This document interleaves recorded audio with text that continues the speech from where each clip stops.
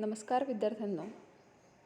आजच्या आपल्या राज्यशास्त्र विषयाच्या तासामध्ये आपण स्वाध्यायाकडे किंवा प्रश्नोत्तरांकडे वळणार आहोत. तर आपल्या तासामध्ये आपण प्रकरण पहिले 1991 नंतरचे जग या प्रकरणातील सर्व संकल्पना सविस्तर आपण अभ्यासल्या. आजच्या आपल्या तासामध्ये या पाठावर आधारित जे काही प्रश्नोत्तरं आपल्याला अभ्यासायची आहेत ती प्रश्नोत्तरं आपण इथे बघणार आहोत. तर बघा, प्रकरण संपल्यानंतर आपल्या पाठ्यपुस्तकामध्ये काही प्रश्न दिलेले आहेत. त्या प्रश्नांचं स्वरूप कशा प्रकारचं आहे. ज्यावेळेस आपण पेपर पॅटर्न अभ्यासला होता त्यावेळेस आपण बघितलं होतं की कशा प्रकारचे प्रश्न आपल्याला प्रश्नपत्रिकेमध्ये सोडवायचे आहेत. तर या ठिकाणी सुद्धा प्रकरण पहिले असल्यामुळे थोडंसं प्रश्नांबद्दल मी तुम्हाला सांगणार आहे किंवा त्यांच्या उत्तरांबद्दल तुम्हाला माहिती करून देणार आहे. आणि हे लेक्चर संपल्यानंतर आपल्या व्हॉट्सअप ग्रुपवरती त्या प्रश्नोत्तरांची PDF सुद्धा सेंड केली जाणार आहे आणि तुम्हाला ते सगळे प्रश्नोत्तरं राज्यशास्त्र या विषयाच्या एका नवीन वहीमध्ये अगदी स्वच्छ अशा हस्ताक्षरामध्ये सर्व प्रश्न आणि त्यांची उत्तरं व्यवस्थित लिहायची आहे. तर बघा, इथे या ठिकाणी आपल्याला पहिला प्रश्न दिसतोय. दिलेल्या पर्यायांपैकी योग्य पर्याय निवडून विधाने पूर्ण करा.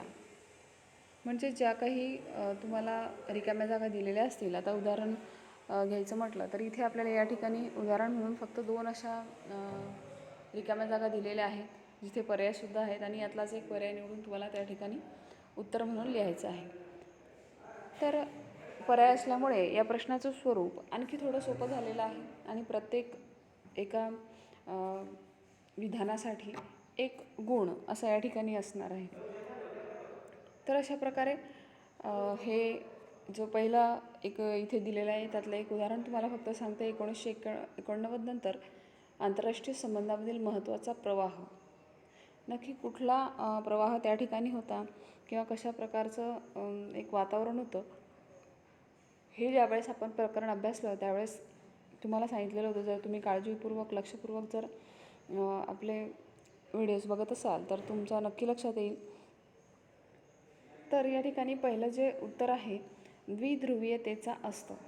बघा, शब्दामधलं जो आपण उत्तर लिहितो आहे ते सुद्धा अगदी व्यवस्थित आणि कुठल्याही चुका न करता तुम्हाला लिहायचं आहे. इथे लिहिताना जर तुम्ही थोडंफार एखादा शब्द त्यामधलं एखादं अक्षरसुद्धा चुकलं तरी त्या ठिकाणी तुमचा मार्क्स कमी होऊ शकतो.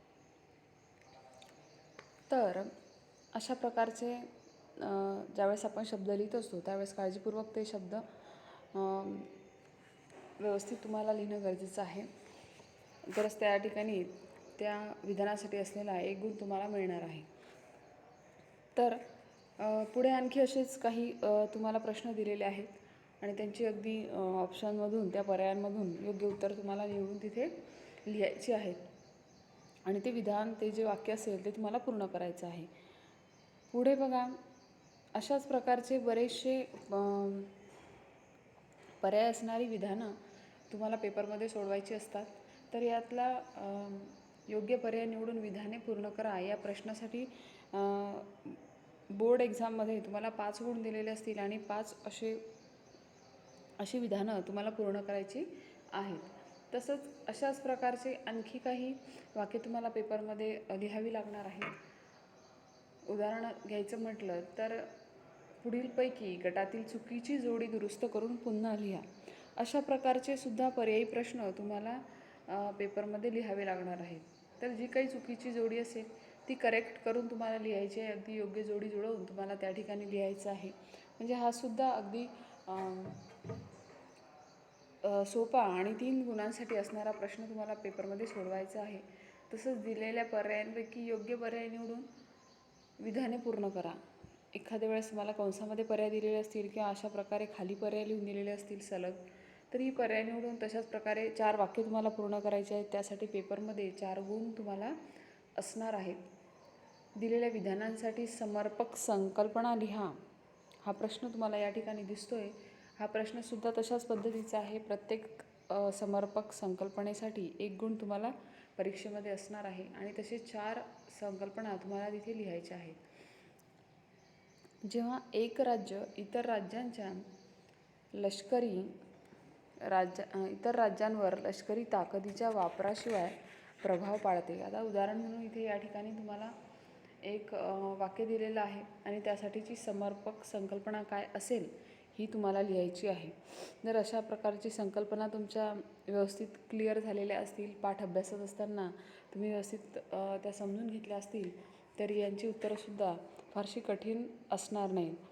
तर ही संकल्पना आहे, जर एखादं राज्य आहे ते इतर राज्यांवरती आपली जे काही सैन्य असेल त्याच्यात बळावरती दुसऱ्या राज्यांवरती प्रभाव टाकण्याचा प्रयत्न करत असतं, तर तशा राज्याचं नाव न लिहिता त्या राज्याला आपण काय म्हणतो, काय संबोधतो असं तुम्हाला लिहायचं आहे.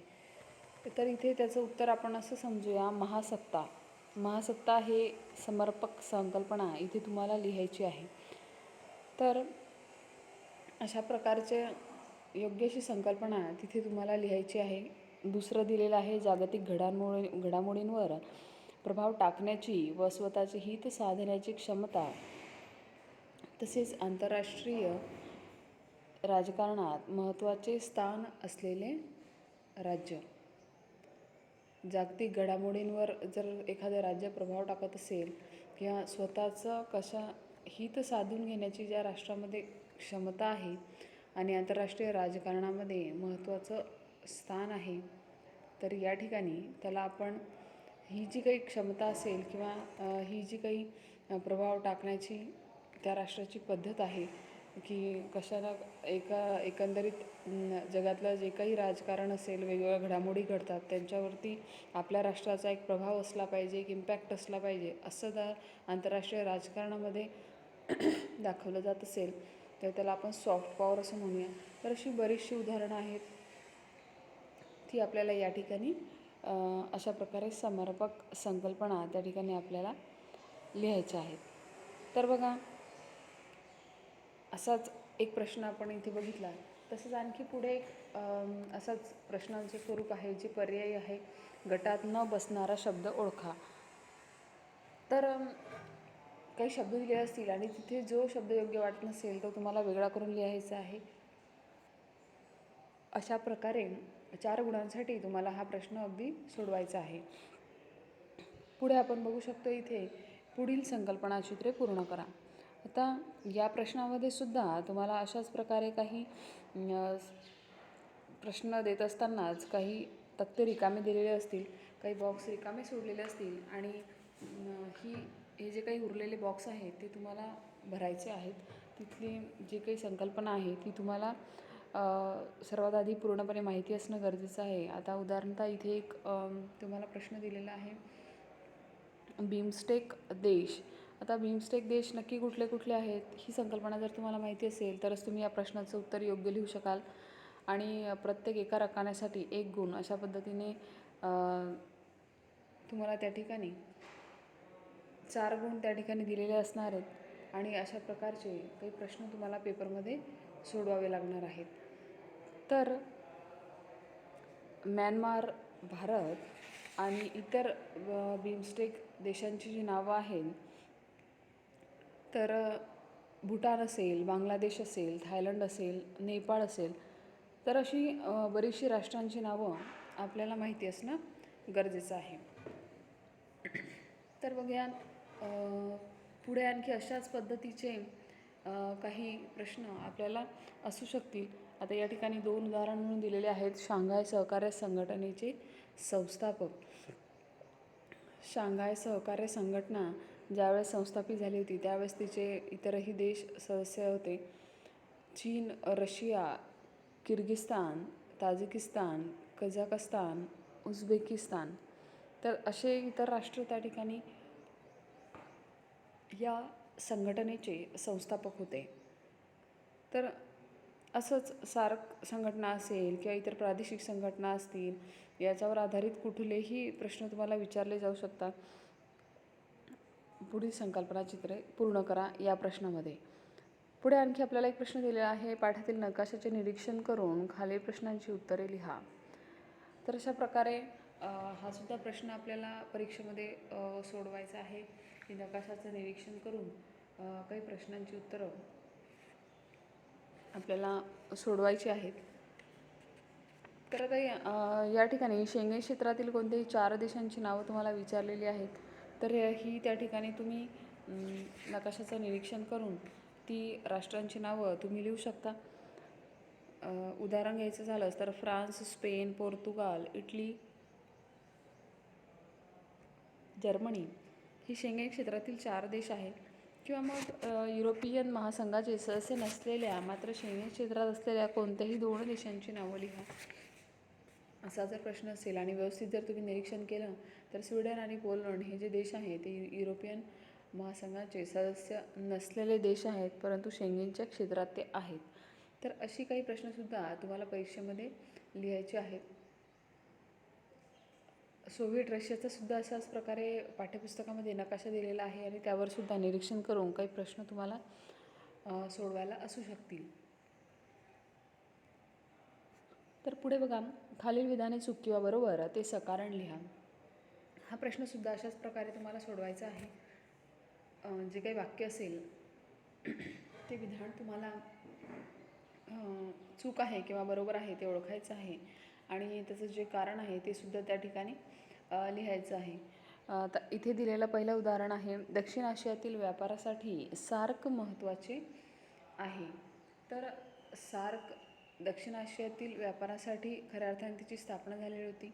तर हे विधान जे आहे तर वरील विधान बरोबर आहे अशा पद्धतीने तुम्हाला उत्तर लिहायचं आहे आणि त्याच्या खालच्या ओळीवरती त्याचं कारणसुद्धा तुम्हाला नमूद करायचं आहे. कारण दक्षिण आशिया मुक्त व्यापार व्यवस्था सन 2006 साली कार्यान्वित झाली, हे त्याचं कारण आहे.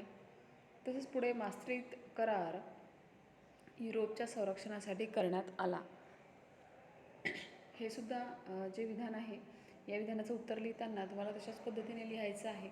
उत्तर आहे बघा, वरील विधान चूक आहे आणि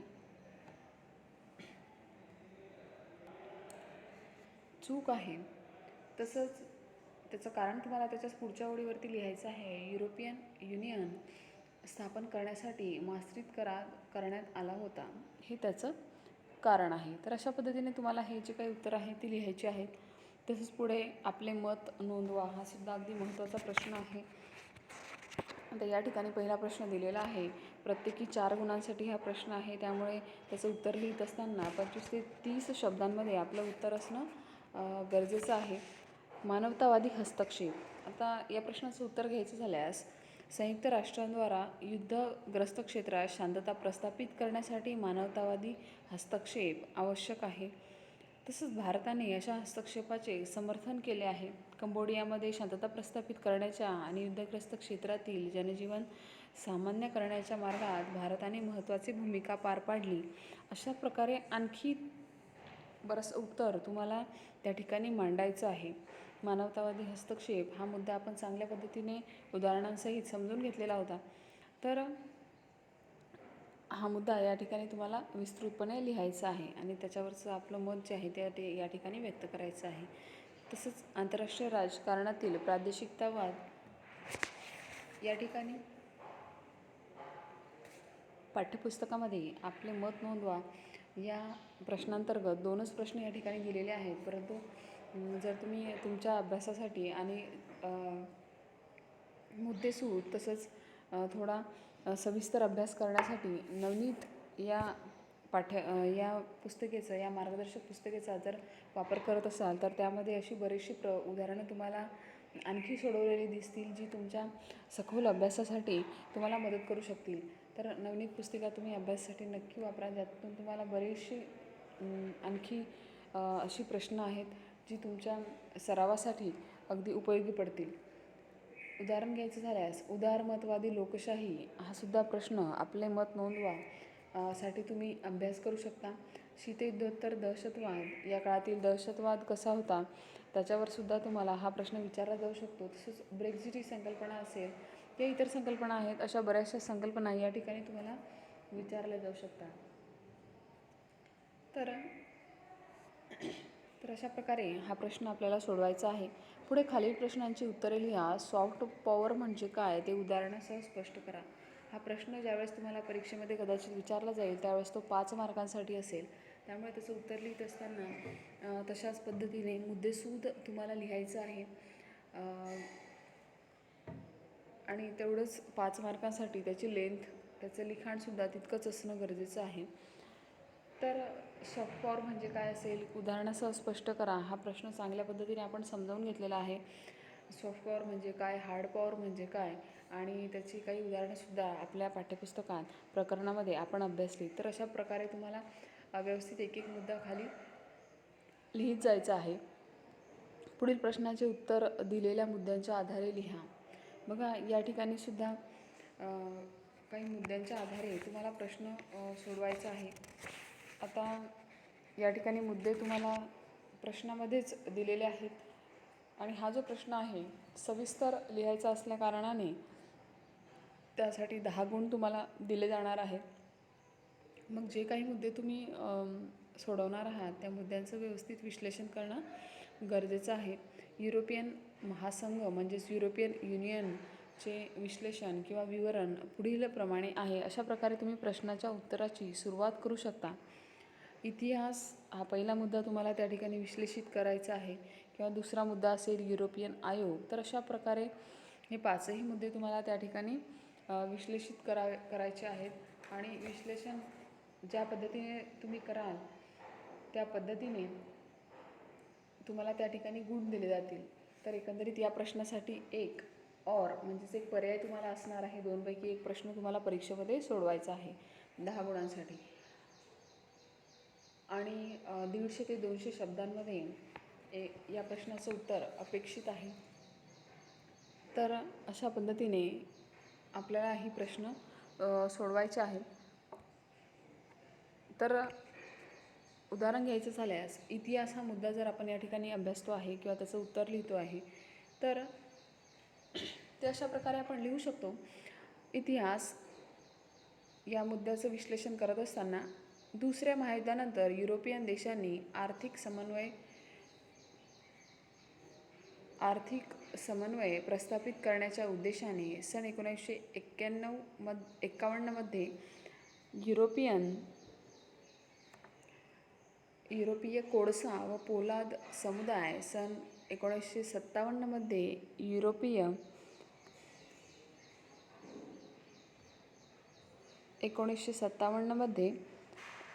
युरोपीय आर्थिक समुदाय आणि सन 1958मध्ये युरोपीय अणुऊर्जा समुदाय या संघटना स्थापन केल्या. या संघटना एकमेकात विलीन होऊन युरोपीय बाजारपेठेची आणि मास्त्रीत कराराद्वारा सन 1992मध्ये युरोपियन महासंघाची स्थापना झाली. अशा प्रकारे थोडक्यात या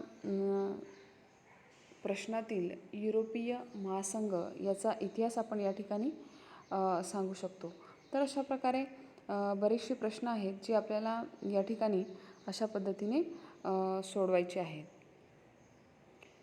तसंच या ठिकाणी आपल्याला पुढचा मुद्दा स्क्रीनवरती दिसतो आहे. युरोपियन आयोग हा मुद्दा ज्यावेळेस आपण त्याचं विश्लेषण करतो आहे त्यावेळेस युरोपियन आयोग ही महासंघाची नोकरशाही कार्यकारी यंत्रणा आहे. हा आयोग युरोपियन संसदेमध्ये घेतलेल्या धोरणात्मक निर्णयांची अंमलबजावणी करतो. तसेच युरोपियन संसदेला कायदे करण्यासाठी प्रस्ताव सुचवितो. अशा प्रकारची माहिती आपण इथे थोडक्यात लिहू शकतो. पुढील मुद्दा जो आहे युरोपियन संसद, हा सुद्धा या ठिकाणी आपल्याला सविस्तर लिहायचा आहे. युरोपियन संसद म्हणजे काय हे आपण पाठामध्ये बघितलं होतं. युरोपियन आयोग ही प्रत्यक्ष निवडणुकीद्वारा सदस्य देश संसदेच्या 751 सदस्यांची 5 वर्षाच्या कार्यकाळासाठी निवड करतात. संसद कायदेविषयक देखरेख आणि अर्थविषयक कार्ये पार पाडते. अशा प्रकारे हा युरोपियन संसदेचा कारभार चालतो हे आपण या ठिकाणी लिहू शकतो. पुढील मुद्दा आहे युरोपियन परिषद. युरोपियन परिषदेविषयी सुद्धा आपण पाठामध्ये अभ्यासलेला आहे. महासंघाच्या सदस्य देशांचे राष्ट्राध्यक्ष किंवा प्रधानमंत्री आणि परराष्ट्रमंत्री यांचा समावेश या परिषदेमध्ये होतो. परिषदेच्या पूर्णवेळ अध्यक्षांची निवड केली जाते आणि परिषदेच्या वर्षातून 4 सभा आयोजित केल्या जातात. अशा प्रकारे ही संघटना युरोपीय युनियनला सामाजिक नेतृत्व प्रदान करते. ही युरोपियन परिषद या मुद्द्यांतर्गतची माहिती आपण इथे लिहिली. तसंच शेवटचा मुद्दा होता युरोपियन न्यायालय. बघूया त्यामध्ये आपण नक्की कशा प्रकारे लिहायचं आहे. युरोपियन युनियनमधील कायद्यांचे व करारांचे अर्थ लावणे आणि त्यांच्या आधारे सदस्य देशांतील वादाचा निवाडा करणे ही जबाबदारी युरोपियन न्यायालय पार पाडते. युनियनचे कायदे सदस्य देशांच्या राष्ट्रीय कायद्यांपेक्षा श्रेष्ठ मानले जातात. तर अशा प्रकारे या प्रश्नांचं उत्तर आपल्याला या ठिकाणी लिहायचं आहे. आणखी या ठिकाणी एक प्रश्न आपल्याला दिसतो आहे, तो सुद्धा अशाच प्रकारे मुद्द्यांच्या आधारे सविस्तर उत्तर लिहा असाच प्रश्न आहे. प्रादेशिक संघटनांचे संक्षिप्त विवरण करा. आता काही प्रादेशिक संघटना या ठिकाणी दिलेल्या आहेत ज्या आपण पाठामध्ये अभ्यासल्या. सार्क असेल, बिमस्टेक असेल किंवा ब्रिक्स, शांघाय सहकार्य संघटन किंवा G20 अशा प्रकारचे 5 या ठिकाणी संघटना दिलेल्या आहेत आणि या संघटनेबद्दलची थोडक्यात माहिती आपल्याला या प्रश्नामध्ये लिहायची आहे. तर अतिशय सोपा असा प्रश्न आहे. तुम्ही जर व्यवस्थित त्याचं वाचन केलं असेल तर तुम्हाला नक्की या प्रत्येक प्रादेशिक संघटनेबद्दल विवरण करता येईल. उदाहरणतः इथे सार्कबद्दल लिहायचं झाल्यास 1985मध्ये दक्षिण आशियाई प्रादेशिक सहकार संघटन म्हणजेच सार्कची स्थापना ढाका येथे करण्यात आली. अफगाणिस्तान, पाकिस्तान, भारत, भूटान, बांगलादेश, नेपाळ, मालदीव आणि श्रीलंका ही सार्कची सदस्य राष्ट्र आहेत. तसेच 1993 साली दक्षिण आशियाई प्राधान्य व्यापारी करार करण्यात आला. 2006 साली त्याचे रूपांतर दक्षिण आशिया मुक्त व्यापार क्षेत्रामध्ये करण्यात आले. तर ही सार्कबद्दलची माहिती आपण इथे लिहिली. थोडक्यात 2 ते 3 वाक्यांमध्ये आपण ती इथे मुद्द्यांमध्ये तिला मांडलेलं आहे. पुढची प्रादेशिक संघटना BIMSTEC, bay of Bengal initiative for multi sector technical and economic cooperation म्हणजेच बिमस्टेकची स्थापना 1997मध्ये झाली. तसंच बिमस्टेकमध्ये बांगलादेश, भूटान, भारत, नेपाळ, श्रीलंका, म्यानमार आणि थायलंड यांचा समावेश आहे. बिमस्टेक दक्षिण आशिया आणि आग्नेय आशिया या 2 प्रदेशांना जोडणारा दुवा आहे. आर्थिक विकासाला चालना देणे हे बिमस्टेकचे प्रमुख कार्य आहे. अशा प्रकारे प्रत्येक संघटनेबद्दल थोडक्यात 2 ते 3 वाक्यांमध्ये आपण इथे माहिती दिलेली आहे. पुढे ब्रिक्सबद्दल सुद्धा अशाच प्रकारे आपल्याला माहिती दिसते आहे. तर ब्रिक्स ही संघटना 2009 साली ब्राझील, रशिया, भारत आणि चीन या उदयोन्मुख अर्थव्यवस्था असलेल्या देशांच्या पुढाकाराने आकाराला आली. 2010मध्ये त्यात दक्षिण आफ्रिकेचा सुद्धा समावेश करण्यात आला. नवीन औद्योगिक व वेगाने वाढणाऱ्या या अर्थव्यवस्थांचा प्रादेशिक आणि जागतिक घडामोडींवर बऱ्यापैकी प्रभाव असतो. ब्रिक्सचे सहभागी देश हे G20चे सुद्धा सदस्य आहेत. तर बऱ्याचशा राष्ट्रांनी अशा दोघंही संघटनेमध्ये सदस्यत्व स्वीकारलेलं आहे. पुढे आपल्याला शांघाय सहकार्य संघटना याबद्दल सुद्धा तशाच प्रकारे माहिती दिलेली आहे. 2001मध्ये चीन, रशिया तसेच कझाकिस्तान, किर्गिस्तान, ताजिकिस्तान आणि उझबेकिस्तान या रशियालगतच्या देशांनी एकत्र येऊन SCO संघटनेचे गठन केले. पुढे 2016 साली भारत आणि पाकिस्तानने सुद्धा या संघटनेचे सदस्यत्व स्वीकारले. राजकीय संवाद व आर्थिक सहकार्य याद्वारे शांतता आणि स्थैर्य राखणे हे या संघटनेचे प्रमुख उद्दिष्ट होते. तसेच व्यापार, संशोधन, तंत्रज्ञान या क्षेत्रातसुद्धा सहकार्याला या संघटनेने चालना दिली. आणखी एक शेवटची G20 नावाची एक प्रादेशिक संघटना या ठिकाणी दिलेली आहे. युरोपियन युनियन आणि 19 इतर राष्ट्रांची सरकारे व मध्यवर्ती बँकांचे गव्हर्नर यांचे 1999मध्ये G20 नावाने आंतरराष्ट्रीय व्यासपीठ तयार करण्यात आले. ही परिषद भरवण्यात आली. त्याचा मुख्य उद्देश आर्थिक स्थैर्याबाबत चर्चा करणे हा होता. विकसित आणि विकसनशील राष्ट्रांच्या दरम्यान चर्चा होण्यासाठी हे एक व्यासपीठ आहे. भारताने G20मध्ये सातत्याने सक्रिय सहभाग घेतलेला आहे. तर अशा प्रकारे आपल्याला मुद्देसूद उत्तरं लिहायची आहेत की जी आपल्याला परीक्षेमध्ये गुण मिळवण्यासाठी उपयोगी पडतील. तर आजच्या आपल्या या तासामध्ये आपण कशा प्रकारे प्रश्नांची उत्तरं लिहायची आहेत आणि त्यासाठी किती उत्तरं अपेक्षित आहेत, कशा प्रकारे ती व्यवस्थित त्यांची मांडणी करायची आहे हे आपण बघितलं. आपल्या उद्याच्या पुढच्या आपल्या तासामध्ये आपण आपल्या पुढच्या पाठाला सुरुवात करणार आहोत. 1991 नंतरच्या महत्त्वाच्या संकल्पना आणि समस्या, जागतिकीकरण हा आपला पुढचा पाठ आपण आपल्या उद्याच्या तासात सुरू करणार आहोत. तोपर्यंत आपण आपल्या या तासामध्ये इथेच थांबतो आहे. धन्यवाद.